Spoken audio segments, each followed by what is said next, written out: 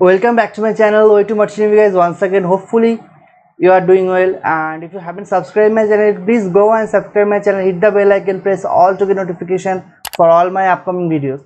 As you can see that my videos are watching about 63% of people are not subscribe my channel and 33 or 34% have subscribed.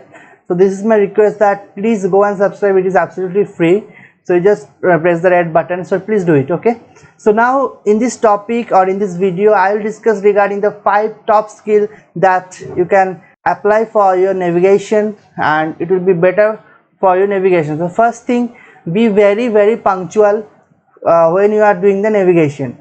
Punctual in the sense, suppose your watch from the 8 o'clock in the morning, please try to be on bridge around 7:45 or 7:50 maximum, because see which course ship is doing or which heading it is, or that is not the thing that you can find out by yourself, but the thing you have to find out, the lot of things are there, such as the navigational light and the LED lamp is working or not. I'm talking about the night time. So why I am telling like that, because there is a proper checklist by each and every company. Why the company is making the checklist? Obviously there is some necessary points, and obviously there is some important points are there which you need to check, especially when you are a junior officer or deck cadet. Yeah, you can obviously try to practice from your cadetship, so the habit will be with you forever. So that is the thing, especially in night time, follow this process, because in the night time you need to set your eyes, because you are coming from a light, means light background, to the dark side or the dark place, so it will be taking time to familiarize with the situation. So please be punctual and be at bridge before the 10 minutes or 15 minutes prior to your watch. Okay, so now the next point is, be master on the navigational equipments. Be master on it, whichever rank you are, because see, the equipments obviously makes our life very easy, but you know how to use it and how to use it properly. I'll give you an example.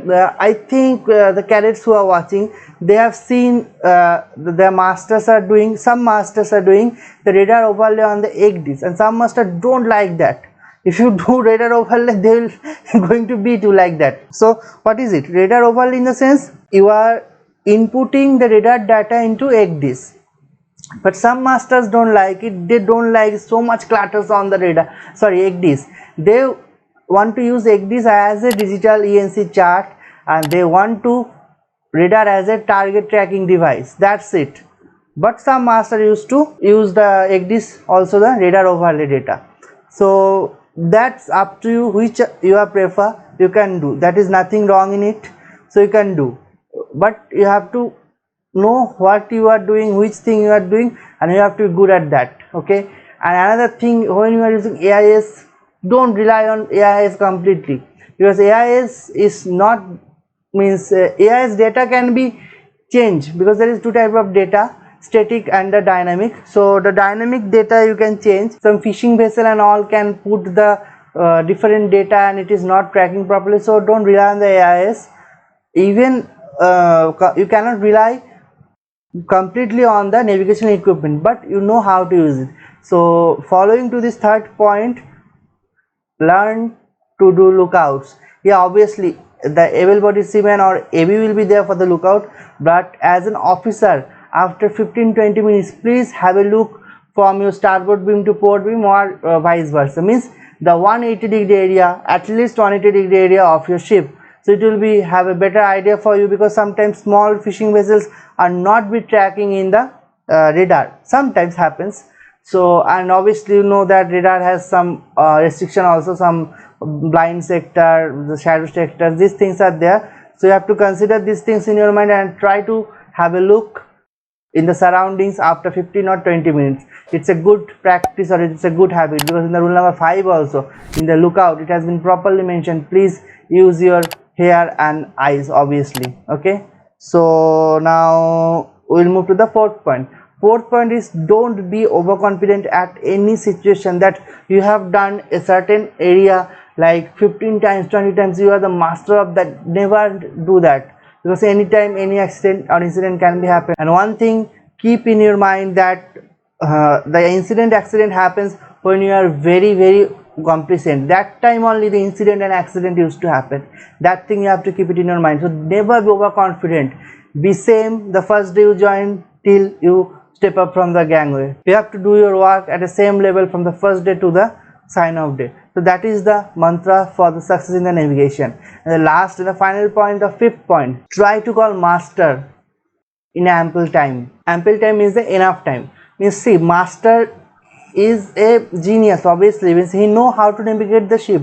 How we know how to navigate the ship properly? Because he has a lots of experience, 20 years, 25 years experience he is having. That is how he know the things that how to do, how to navigate the ship properly. But he is not a god. You have to keep it in your mind. He is not a god.